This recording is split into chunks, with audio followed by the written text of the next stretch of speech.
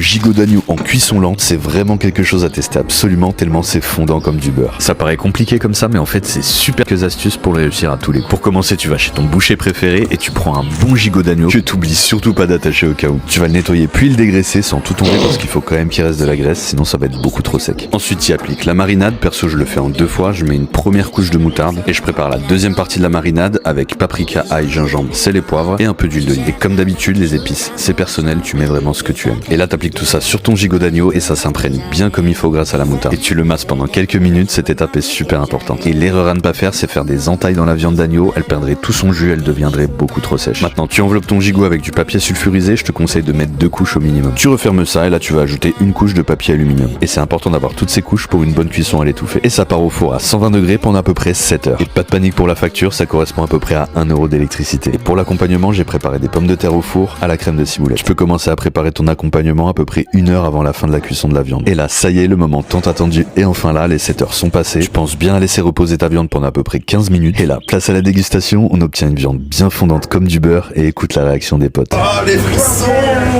Tout le monde s'est régalé, donc je te conseille absolument de tester ce gigot d'agneau en cuisson lente et n'oublie pas de t'abonner pour ne pas rater les prochaines recettes.